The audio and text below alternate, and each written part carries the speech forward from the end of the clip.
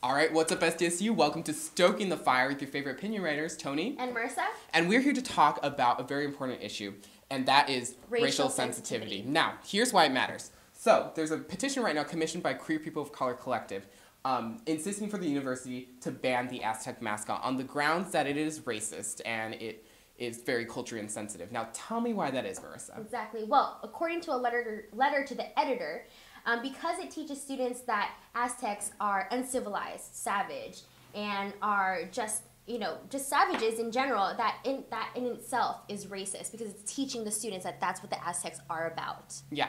Before we talk about kind of racial perceptions, we have to talk about what racism actually is. Now, tell me what the definition of it is. Racism is the belief that all members of each race possess characteristics, especially so as to distinguish it as inferior or superior to another race.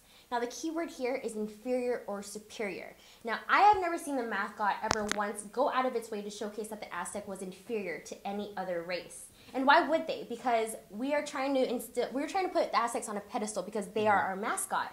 And SDSUs or SDSU students are trying to support the mascot. At the same time, we need to understand that this is a mascot. It's not an actual Aztec. And I think people are missing that point. Meaning it doesn't necessarily need to be accurate. If you're going to argue against our mascot, you need to be able to argue against all other mascots in other schools. You need to argue against Prospector Pete or Tuffy the Titan. If you can't do that, you cannot argue against the Aztec. And we see this across the board. We see people get offended by Seattle Seahawks. We get people get offended by Cleveland Indians, Chicago Blackhawks, because, in the case of Seattle Seahawks, they take the bird image from a totem pole imagery from the Pacific Northwestern Native Americans, and they say that's culturally insensitive. But we have to ask, what constitutes as culturally sensitive and insensitive? Now, in this, if we look at through these lens, being politically correct has essentially ruined everything.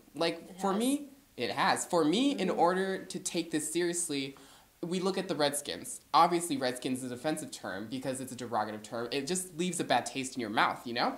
So in order for me to take this argument seriously, I would have to think of the word Aztec with the same gravity as I would refer to the N-word or the Redskins, which I don't because it's just not ingrained. Right. The Aztecs have a positive connotation, and that's what people are forgetting. They just like to nitpick and make sure that every little aspect is racist. When in reality, it's not. You're just trying to find something to be racist. And we're proud to be Aztecs. Exactly. I'm so proud to be an Aztec. I've never gone to a student and be like, yo, so Aztecs, what do you really think about them? So there's no negative connotations here. And I think this is another example of being politically correct, ruining something as simple as displaying school pride. Exactly. Now, should we be offended because we're told we're being offended, or should we be offended because it is offensive? Right.